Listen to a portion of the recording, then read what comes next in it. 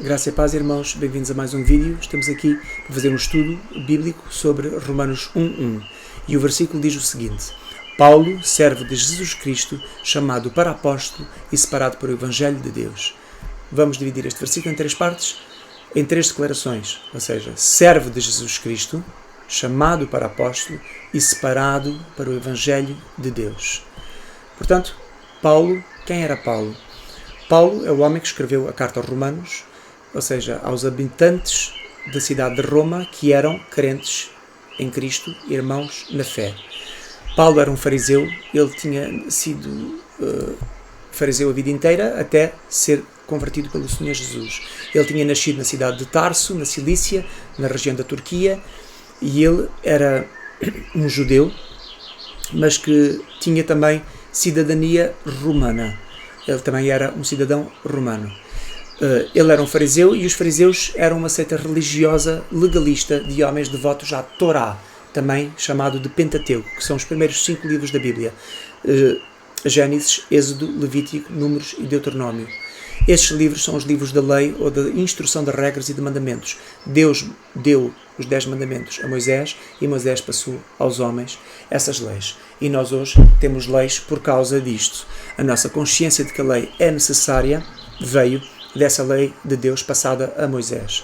Hoje em dia, a lei humana tem bases e princípios passados dessa lei divina que foi passada aos homens. E por isso nós vivemos em sociedade debaixo de leis. Então, esses fariseus também viviam debaixo dessas leis dos textos de Moisés, do Pentateuco, da Torá, mas eles também começaram a criar leis orais, que eles passaram de boca em boca uns para os outros, fazendo de tradições e de costumes humanos mandamentos a seguir. E nós vemos em Mateus 15:9 e em Colossenses 2:22 referências a estes preceitos dos homens. Portanto, o farisaísmo como um comportamento era usar estas leis de uma forma hipócrita para demonstrarem uma espécie de santidade e, portanto, uma obsessão de uma perseguição religiosa baseada em leis e regras é um extremismo legalista que é totalmente oposto à graça de Deus. E por isso é que estes homens, os fariseus, eles eram inimigos da cruz, eram inimigos do Senhor Jesus e foram as pessoas responsáveis pela crucificação do Senhor Jesus. O apóstolo Paulo era um destes homens, ele perseguia os cristãos. Nós sabemos na Bíblia que ninguém pode ser justificado pelas obras da lei. Isto está em Romanos 3:20, Gálatas 2:16, Gálatas 3:11 e Gálatas 5:4. A Bíblia ensina que a lei veio, que Deus criou a lei para encerrar todos os homens debaixo da lei, para que todas as pessoas, todos os homens fossem condenáveis. Ou seja, se houver uma regra, uma lei que diz que eu não posso roubar, a partir daí, se eu roubar, eu sou condenável pela lei. Mas se não houver uma lei que diga que roubar é crime, como é que eu posso ser condenável se eu roubar alguém? Então, a lei serve para isto. Nós sabemos então que nós só podemos ser justificados diante de Deus, havendo uma lei que nos condena a todos, não é? Só há uma lei, eu posso não roubar, mas a lei de Deus diz que até os pensamentos do meu coração, não é? Se eu pensar em roubar, se eu tiver o desejo de roubar, é como se eu já estivesse a cometer o ato de roubar. Portanto, o pensamento humano, a origem do pensamento humano é a origem de todas as perversões, de todos os pecados, de todos os crimes, de todas as atrocidades que o ser humano comete. Portanto, se só no meu pensamento eu sou digno de morte, sou digno de ser condenado por Deus, então eu não posso evitar não pensar nessas coisas porque nós somos pessoas pecadoras. Portanto, é só pela obra do Senhor Jesus. O Senhor Jesus é aquele que veio, cumpriu a lei, entregou-se a si mesmo na cruz, para ir à morte de cruz, morrer, ressuscitar, ascender aos céus. E nós, quando olhamos para Ele e vemos toda essa obra que o Pai preparou, nós sabemos que nós podemos ser justificados por aquilo que Ele fez. Ele comprou-nos com o seu sangue, tirou-nos da escravidão ao pecado e deu-nos liberdade pela graça para nós podermos ser justificados diante de Deus. Todos aqueles que não creem e reconhecem a obra de Jesus na cruz estão presos à lei. Então são obrigados a cumprir toda a lei. E nós sabemos que todas as pessoas que são obrigadas a cumprir a lei não podem cumpri-la, porque só Jesus pôde. Então essas pessoas continuam debaixo da condenação. Então, Saulo era um destes homens, mas ele foi convertido. E em Atos 9, 1 a 4, o Senhor Jesus aparece diretamente a ele e chama-lhe de Saulo. Saulo, Saulo, porque me persegues? Mas em Atos 13, 9, nós vemos referido Paulo e Saulo no mesmo nome. E diz assim, no mesmo versículo, Saulo, que também se chama Paulo, cheio do Espírito Santo. Então, ele, aqui cheio do Espírito Santo, já estava convertido, mas ainda retinha o nome de Saulo e de Paulo. Muitas pessoas dizem que foi o Senhor Jesus que mudou o nome de Saulo para Paulo, mas isso não é verdade, isso na Bíblia não diz isso em lado nenhum. Portanto, nós temos que entender porque é que ele tinha dois nomes. Paulo também tinha cidadania romana, como nós vemos em Atos 22, de 27 a 28.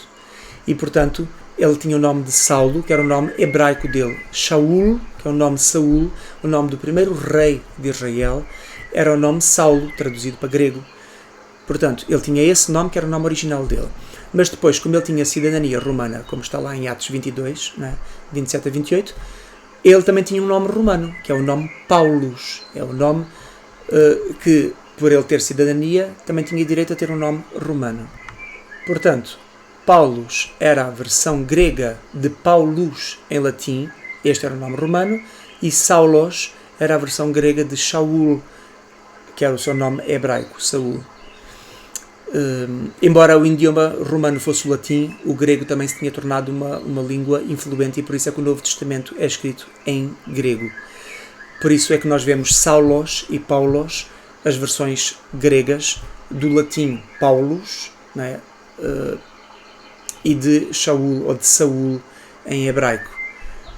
E nós, quando vamos traduzir a Bíblia, vamos analisar a Bíblia, nós vamos traduzir os textos gregos originais. Portanto, é nos textos gregos que as palavras aparecem como Saulos e Paulos. Paulo ficou conhecido como o ministro ou o apóstolo dos gentios, de levar o Evangelho aos gentios. E nós vemos isso em Romanos 15, 16, Gálatas 1, 16, Gálatas 2, 2 e Efésios 3, 8. A razão porque a partir do capítulo 13 de Atos o nome Paulo começa a ser usado mais vezes é porque Paulo era o seu nome gentio e ele tinha o ministério do Evangelho aos gentios. Em latim, há uma curiosidade aqui interessante, em latim o nome Paulo quer dizer pequeno ou pequenino ou diminuído. Portanto, nós sabemos que o apóstolo Paulo, em 1 Coríntios 15, 9 e Efésios 3, 8, ele considera-se o menor dos apóstolos, o mais diminuído, o mais pequenino dos apóstolos. Portanto, o nome Paulo fazia todo o sentido ser usado por ele nesse ministério aos gentios, e por isso é que ele se identifica assim. E quando ele diz servo de Jesus Cristo, doulos Cristo Iesu, ou Iesus, a palavra doulos é importante nós referirmos, porque é uma palavra que tem um simbolismo, uma simbologia profunda. Então, doulos significa, ou seja, é um escravo íntimo, representa um escravo íntimo, um escravo que tem muita proximidade com o seu senhor. E, na verdade, essa palavra fala de alguém que abdica da sua liberdade para permanecer para sempre ao serviço do seu senhor. Ou seja, alguém que vive para servir ao seu senhor, de ponto que ele nega os seus próprios interesses, as suas próprias vontades e coloca-se totalmente ao serviço do seu senhor. Ele reconhece que ele é propriedade do seu senhor e que a vontade do seu senhor é maior do que a sua. E nós vemos este amor do servo pelo seu senhor registado em Êxodo 21, de 2 a 6, no âmbito do Shemitah.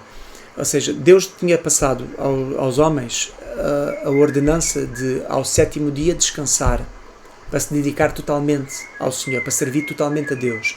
E o sétimo dia é o Shabat, que é o sábado, o dia para dedicar-se a Deus. E o sétimo ano também era o Shemitah, que tinha a mesma ordem, um ano para nós nos negarmos a nós mesmos e dedicarmos totalmente ao Senhor, ou seja, era um ano para a confiança em Deus. E esse ano também é o ano chamado o ano da remissão, o ano do perdão das dívidas.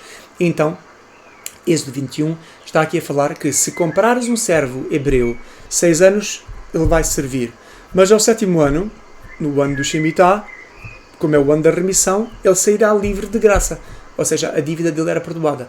Então um servo que era que estava debaixo da escravidão, ou seja, da servidão ao seu senhor, ao 7º ano, quando era o ano da remissão, ele era perdoado, ou seja, era-lhe perdoado essa dívida para com o seu senhor e ele ia livre.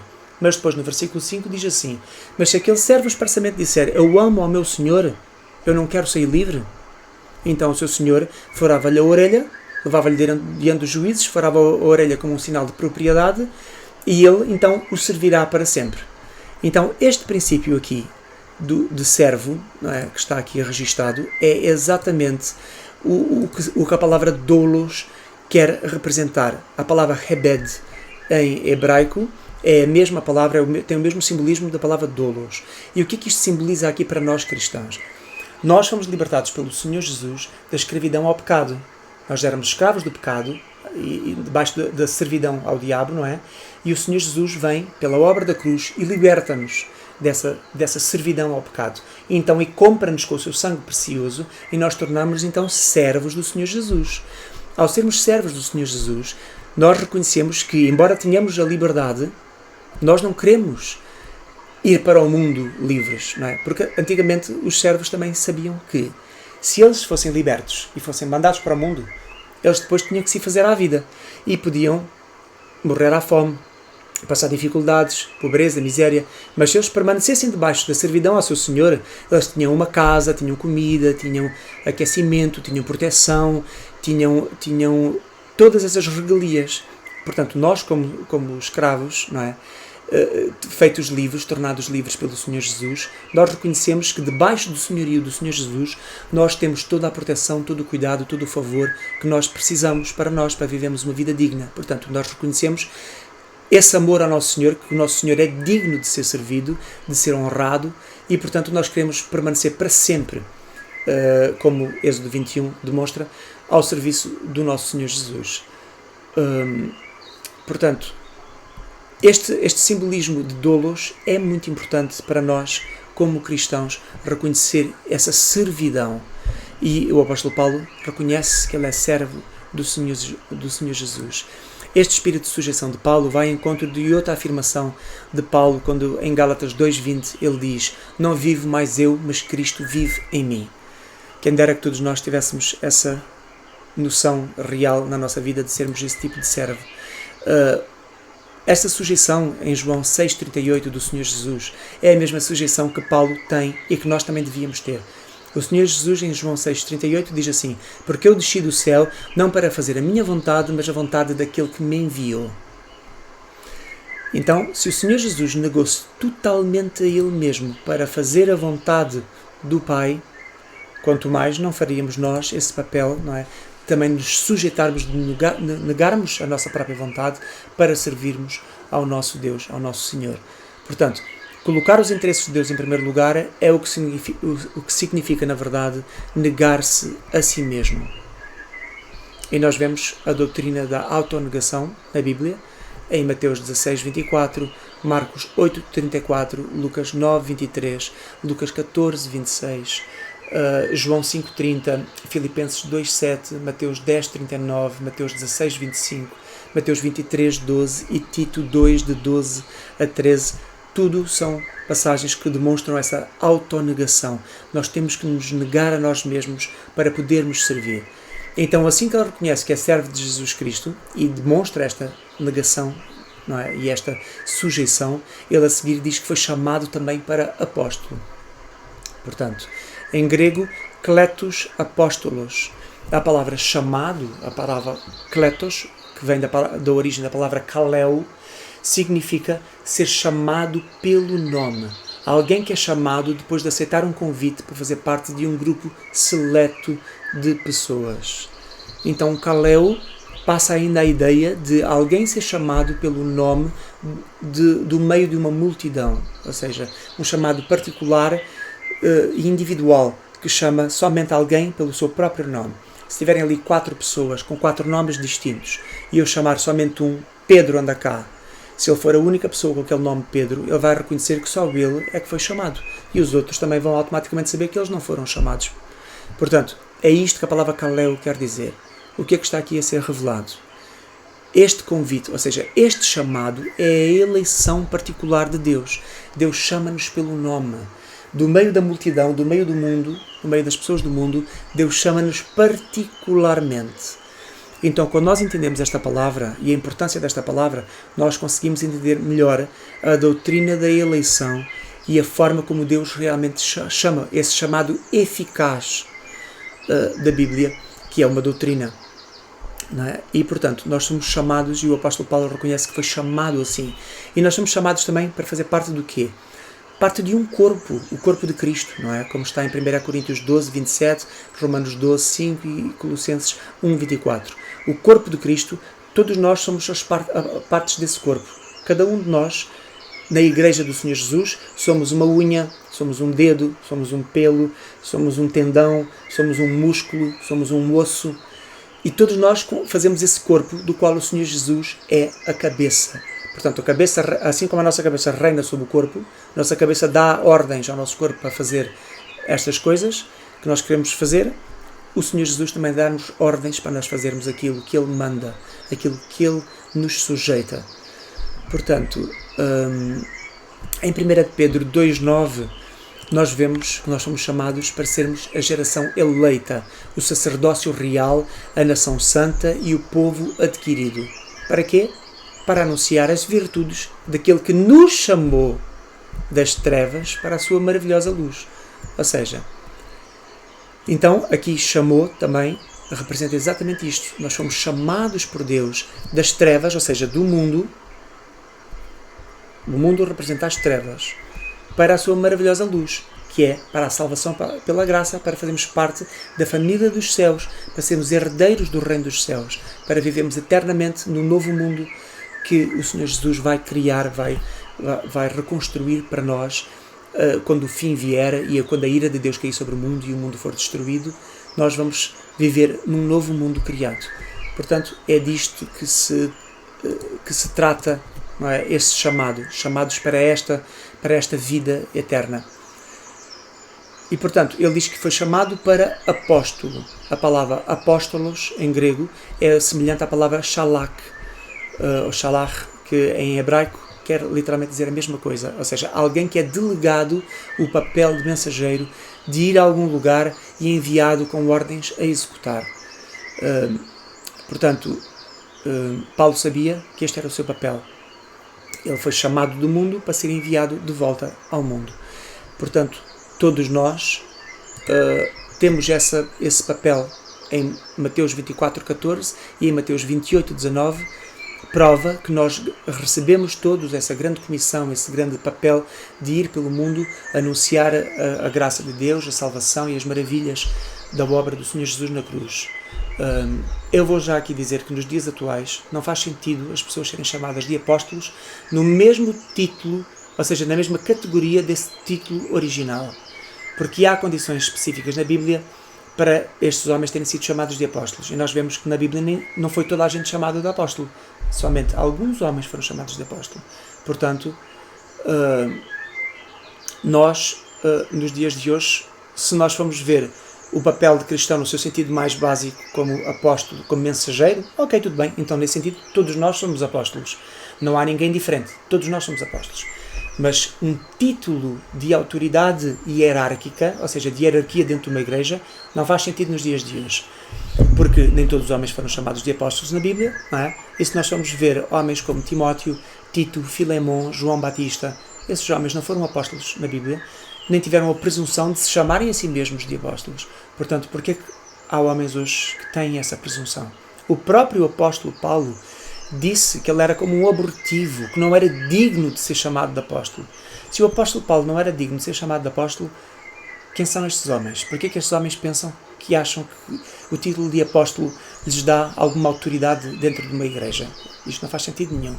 E na Bíblia nós podemos ver que há condições específicas que são reconhecidas para os homens terem sido chamados de apóstolos.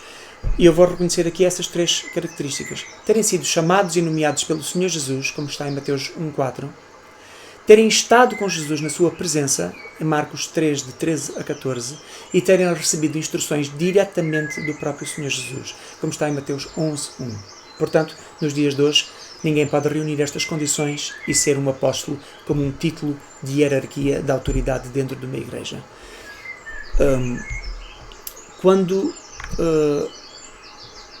Matias veio substituir Judas, que era um apóstolo que foi escolhido especialmente para trair o Senhor Jesus e para fazer este papel, e realmente ele fez o papel dele, e depois foi, enforcou-se, e depois houve necessidade de substituir Judas, e Matias vinha para preencher esse lugar. E o que diz em Atos 1, 21 a 23, prova que a condição para alguém ser apóstolo não está em vigor nos dias de hoje, porque diz assim: é necessário, pois, que dos homens que conviveram connosco todo o tempo em que o Senhor Jesus entrou e saiu dentre nós, começando desde o batismo de João até ao dia em que dentre nós foi recebido em cima, um deles se faça testemunha da sua ressurreição. Ou seja, um deles venha para ocupar este cargo de apóstolo. E apresentaram somente duas pessoas, José, chamado Barsabás, e Matias. Ou seja, nos dias de hoje é necessário também que as pessoas tivessem estas condições, e não têm. Portanto, não podem ser chamadas de apóstolos.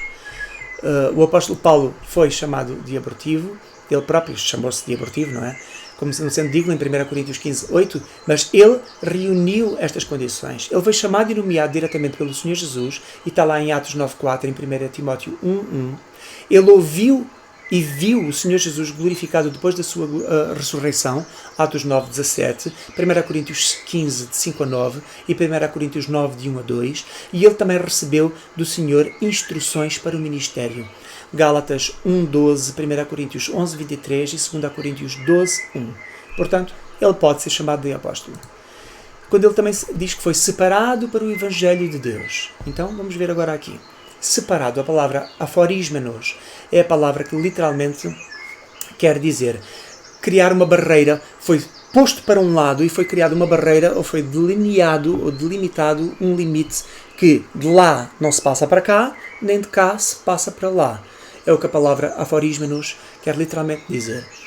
E esta separação, então, aponta para quê? Aponta para aquela separação também final que Deus fará entre os justos e os injustos, para o céu e para o inferno. Em Mateus 13:49 e em Mateus 25:32 nós vemos literalmente esta separação. E diz assim em Mateus 25:32: e todas as nações serão reunidas diante dele, do Senhor Jesus, e ele apartará, ou seja, ele separará uns dos outros, como o pastor aparta os bodes das ovelhas.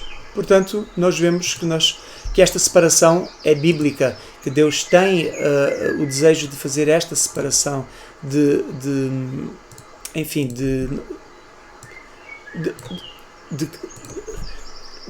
delimitar ou delinear ou pôr uma barreira entre uns e outros. Essa é a barreira entre uns e outros, que é o céu e o inferno, literalmente. Ou seja, nós fomos separados por Deus para sermos santos, para estarmos separados do pecado e da condenação. O mundo está em pecado e a ira de Deus está sobre o mundo. Quando Deus nos separa, Ele está a dizer: vocês não estão mais em pecado e não estão mais na condenação. Vocês estão separados. Portanto, o mundo não pode vir até vocês interiormente para vos fazer cair outra vez e levar-vos outra vez para vocês perderem a salvação. Não pode fazer isso, não pode entrar. Vocês não se devem misturar com o mundo dessa forma. E também, não só o mundo não vem até vós, mas vocês também não vão até ao mundo. Há uma separação natural. E nós sabemos que na Bíblia comprova que nós somos pessoas separadas, não só porque nós nos separamos pela graça, mas o próprio mundo naturalmente nos odeia depois e separa de nós. Não é? Esta separação, portanto, nós vemos logo, se formos a Gênesis 1:4, quando diz assim: e viu Deus que era boa a luz, e fez Deus separação entre a luz e as trevas. Que luz e trevas são estas se os astros só foram criados 10 versículos depois? No versículo 14, do 14 ao 18, é quando o Sol, a Lua e as estrelas, os grandes luminares, não é? As fontes de luz astrais que estão nos céus, os corpos celestes, foram criados. Portanto, no versículo 4, que luz e trevas são estas? Ou seja, esta separação entre a luz e as trevas que foi ali feita é a eleição de Deus. É a separação entre os justos e os injustos. Que nós sabemos que Deus, em Romanos 9:11, nós vemos que nós fomos eleitos por Deus e separados antes que tivéssemos nascido e tivéssemos feito bem ou mal. Ou seja, esta eleição, esta separação é a eleição que veio, que ocorreu antes da fundação do mundo, não é? E que entrou em ação desde a fundação do mundo, desde que o ser humano foi criado e a humanidade entrou não é? Chegou à vida e começou a desenvolver sobre a Terra, que nós estamos separados para Deus. Esta separação não é uma separação elitista, nós não devemos ter aquela ideia que agora somos melhores do que os outros porque fomos separados do mundo, porque nós somos pecadores como os outros. Se Deus nos separou do mundo para a glória, é porque Ele se compadeceu de nós. E nós também temos que nos compadecer dos outros homens, das pessoas que estão perdidas. E, portanto, nós devemos ver esta separação como uma separação que visa a integridade daqueles que servem a Deus. Não porque somos melhores do que eles, mas porque nos queremos aperfeiçoar para servir a Deus melhor. Este termo também é usado em Atos 13:2, quando o Espírito Santo quer separar Barnabé e Paulo para a obra que lhe estava preparada. E diz o seguinte: e servindo eles ao Senhor e jejuando, disse o Espírito Santo: apartai-me, ou seja, separai-me, põe de lado Barnabé e Saulo para a obra a que os tenho chamado. Então nós vemos que é o Espírito, é o próprio Deus que nos chama para a obra e por isso também nos separa. Nós devemos praticar a separação do pecado e do mundo em espírito e consciência, mas também não devemos propriamente fugir dos pecadores e sair do mundo, porque nós temos que evangelizar os pecadores. E um bom exemplo desta separação espiritual foi descrita por Paulo aos Coríntios, em 1 Coríntios 5, de 9 a 11, quando ele disse: eu já por carta vos tenho escrito para que vocês não se associem com aqueles que se prostituem. Aqueles que se prostituem aqui neste versículo é aqueles que adulteram espiritualmente, como está lá em Tiago 4 a falar, é o adultério espiritual. Pessoas que têm um relacionamento íntimo com Deus, que não é um relacionamento de amor e de fidelidade a Deus, como uma mulher tem pelo seu marido, a noiva, que é a igreja, tem por Cristo, e depois, tendo esse relacionamento, vão adulterar, tendo relações mundanas, carnais, com o pecado no mundo. E, portanto, diz assim: eu já vos disse que vocês não se associem com aquelas pessoas que se prostituem. E quem são estas pessoas? E depois diz: isto não quer dizer absolutamente com os devassos deste mundo. Ou seja, não está a falar de uma prostituição carnal como o mundo faz. A prostituição física das pessoas que se vendem por dinheiro, por exemplo, as pessoas que são infiéis aos seus casamentos. Não quer dizer propriamente isto. Mas depois ele diz assim: mas agora vos escrevi que vocês não se associem com aquele que, dizendo-se irmão, ou seja, aquele que seja filho de Deus, que diga que é filho de Deus, e ainda assim se comporte como essas pessoas do mundo. Com essas pessoas vocês devem se separar totalmente. E então, nós vemos que nós não nos devemos separar com as pessoas do mundo que estão em pecado, porque as pessoas que estão em pecado, elas precisam de ser evangelizadas, nós precisamos de dar o testemunho a elas. E também, se tivéssemos que nos separar toda a gente, nós tínhamos que mudar de planeta, porque o mundo está cheio de pecadores. Portanto, não é isso. Então, esta separação é uma separação espiritual. E, principalmente, se for de pessoas que se dizem cristãos, que se dizem irmãos na fé, que estão dentro da igreja muitas vezes, supostamente a praticar a fé, e depois estão-se a comportar como ímpios, estão a dar um mau testemunho ao mundo. E nós, dando-nos com eles, nós estamos a sofrer o dano do mau testemunho que eles estão a dar no mundo, porque as pessoas vão logo dizer: diz-me com quem andas, dir-te-ei quem és, correto? E nós não devemos dar-nos com pessoas que dão estes testemunhos desta forma, porque são pessoas que estão em rebelião e estão em desobediência e estão em incoerência da fé. Elas devem ser convertidas primeiro e devem ser transformadas de verdade para poderem ser abraçadas por nós no seio da igreja. É claro que se as pessoas estão dentro da igreja e vivem dessa forma, elas devem ser exortadas, admoestadas para serem convertidas e mudarem. Se essas pessoas mostrarem que não estão interessadas em mudar e que elas adoram a prática do pecado e é em pecado que elas querem viver, então essas pessoas têm que ser afastadas da igreja para não corromperem os demais. Esse é o objetivo.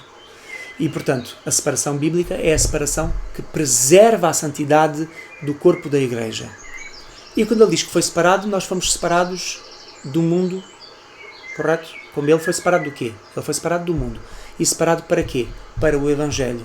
Então nós também somos separados do mundo e também somos separados, como o apóstolo Paulo, para o Evangelho. Ele dá-nos esse exemplo. E na Bíblia nós conseguimos ver vários versículos sobre a doutrina da separação do mundo. Em 1 João 5,19, 1 João 2,15 a 17, João 17, 14 a 16, João 15, de 18 a 19, Gálatas 1,15, Tiago 4, não é? De 4 a 5, Salmos 1,1, Romanos 12,2, Colossenses 3,2, Tito 2,11, Êxodo 34,12 e 2 Timóteo 2, de 4 a 5. Todas essas passagens mostram esta separação. Isto que eu estou a dizer não é meu, não estou a inventar, é bíblico. A Bíblia ordena-nos a separação. E Ele próprio, porque é Ele que nos separa. O próprio Espírito, aforisma-nos, não é? Quando ele está a dizer separado, ele não está a dizer que foi ele que se separou. Está a dizer que o Espírito, que Deus é que o separou. Portanto, quando nós vemos que há pessoas que não estão separadas do mundo, é porque essas pessoas não são convertidas. Porque Deus realmente não os separou ainda do mundo. Por isso é que eles querem o melhor dos dois. Eles querem a igreja e querem o mundo ao mesmo tempo. Isso é impossível. Porque nós não podemos servir a dois senhores, nós não podemos servir a Deus e a Mamon. Porque ou vamos amar um ou amar o outro. Ou servir a um e a desprezar o outro. Palavras do próprio Senhor Jesus. Portanto, Evangelho de Deus. Né? Ele foi separado para o Evangelho de Deus. E que Evangelho é este? O que é que nós podemos falar sobre isto? Evangelion Theos, em grego, está literalmente a falar o Evangelho de Deus. Theos é a palavra Deus. Portanto, a palavra Evangelho é a junção de duas palavras gregas. A palavra Ev, que quer dizer bom ou boa, e a palavra Agelo, que quer dizer mensagem ou mensageiro. A palavra Agelo é a palavra que deu origem também à palavra anjo, a tradução anjo, angelical, Agelo, angélico. Portanto, porque os anjos eram os primeiros mensageiros que Deus enviava para passarem mensagens aos homens. Portanto, eles também, a palavra apóstolo, a palavra mensageiro, não é? E a palavra evangelho, ou seja, uma boa mensagem anunciada, quer literalmente falar de boas notícias, boas novas, uma boa mensagem, ou então um homem que tem uma boa mensagem, um mensageiro que traz uma boa mensagem. E todos nós sabemos que temos essa mensagem em nós para revelar ao mundo, revelar quem Jesus é e o que é que Ele fez por nós. Na Bíblia o Evangelho aparece no Novo Testamento referido de várias formas, e muitas vezes aparece a dizer o Evangelho de Cristo, em Romanos, por exemplo, 15, 29. O Evangelho de Deus, como nós já vimos aqui nesta passagem, ou em 2 Coríntios 11, 7. O Evangelho da glória de Deus, em 1 Timóteo 1, 11. O Evangelho da glória de Cristo, 2 Coríntios 4, 4. O Evangelho do reino de Deus, Marcos 1, 14. O Evangelho segundo o poder de Deus, 2 Timóteo 1, 8. O Evangelho do Filho, Romanos 1, 9. O Evangelho da paz, Efésios 6, 15. E o Evangelho da nossa salvação, Efésios 1, 13. Mas por que aparece o Evangelho associado a isto? A estas palavras, a estas expressões? Não é à toa. É para nós entendermos, como o apóstolo Paulo diz, que o Evangelho não é nosso. O Evangelho é a obra de Deus. O Evangelho é segundo a mente de Deus. O Evangelho é respectivo ao reino de Deus e não ao mundo. O Evangelho é segundo o seu poder, o poder eficaz de Deus, o poder poderoso, aquele poder transformador de Deus. E um poder com autoridade e domínio. Que o Evangelho também é para a sua glória e para a glória do seu próprio Filho. Não é para a glória dos homens, é para a glória de Deus. Portanto, por isso é que aparece referido o Evangelho com estas expressões todas. Nós fomos enviados ao mundo para fazer o quê? Para evangelizar para trazer essa boa mensagem. E, portanto, temos que viver dessa forma. Nós não estamos no mundo para alcançar sucesso, para concretizar sonhos, para experimentar prazeres. Ao contrário do que até muitos pastores pregam na teologia da prosperidade. Nós sabemos que Paulo foi perseguido, Paulo foi ostracizado, Paulo perdeu a sua notoriedade dentro da comunidade religiosa judaica. Paulo não viveu prosperidade no mundo assim que ele foi separado do mundo e chamado para o Evangelho de Deus. Ele não viveu prosperidade, muito pelo contrário. Ele viveu pobreza, fome, viveu pesadelos, sendo perseguido, ostracizado, difamado. Ele levou chicotadas, foi apedrejado, foi traído. ele foi aprisionado, lançado na prisão. Portanto, nós vemos que a entrada, quando nós somos separados do mundo para entrarmos na vida cristã, nós não somos entrados por uma vida de riquezas e opulência, nada dessas coisas. Nós somos chamados para as riquezas espirituais em Cristo. É para isso que nós somos chamados.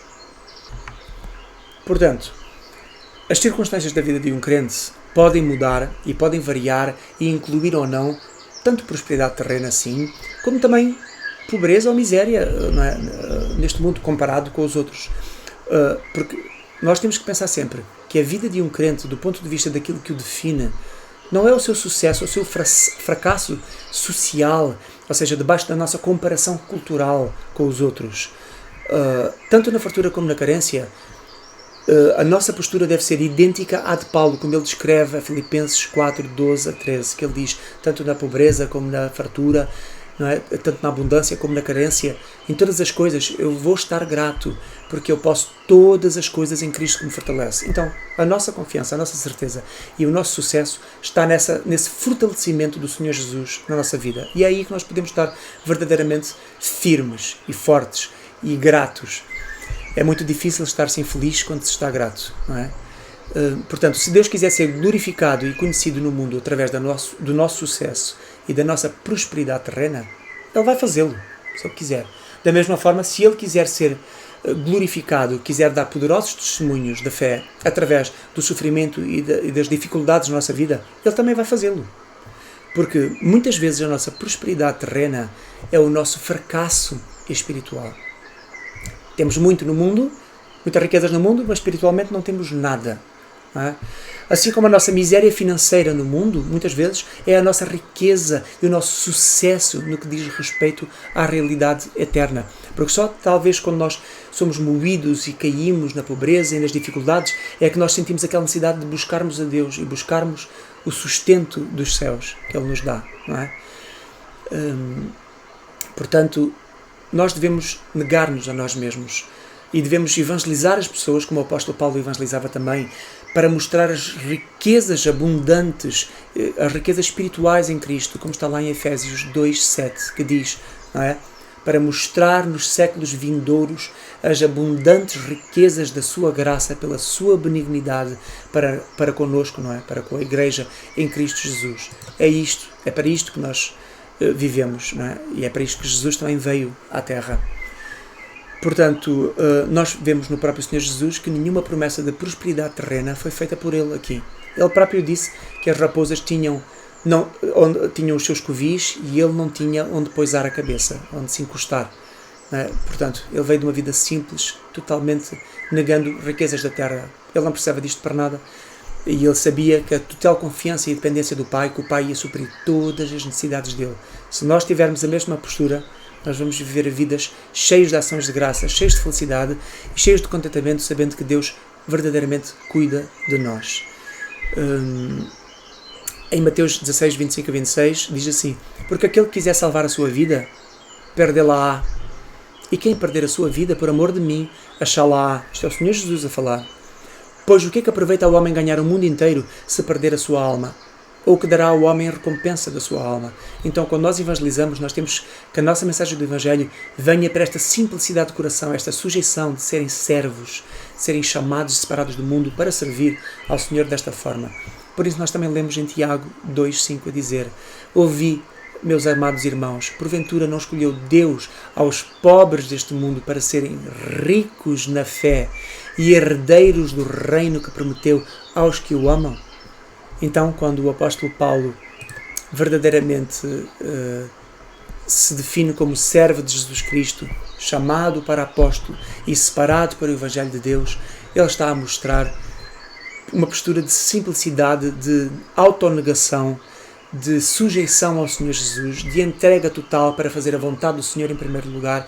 E é isto que eu quero que fique passado aqui para todos os que estão a ouvir este vídeo e este estudo bíblico, que todos vós possam ter a mesma postura que o apóstolo Paulo tem e que o Senhor Jesus tinha em relação ao Pai e serem edificados para mostrarem realmente essa postura espiritual, essa grandeza espiritual, de mesmo no meio da pobreza, estarem felizes, no meio da carência, estarem satisfeitos, no meio da provação, estarem confiantes, no meio da adversidade, estarem fiéis ao Senhor, porque é para isto que nós fomos chamados e é para isto que nós vivemos e existimos.